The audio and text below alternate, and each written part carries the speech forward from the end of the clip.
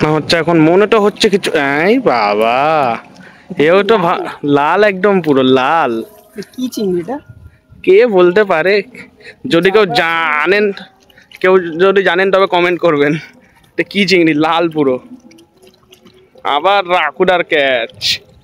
হ্যাঁ, একটা মাছ পেয়েছি। কি মাছ জানি না আমি, আমার দাদাটা বলছে গুলে মাছ, গুলে মাছ। রাকুডা আমাদের, দেখি। হাই গাইস, রাকুডা আর একটা মাছ পেয়েছে মনে হচ্ছে। রাকুডাটা বলছে একটা মনে হয় মোটামুটি একটা মাছ পেয়েছে, বড় মনে হয়। দেখা যাক কি হয়।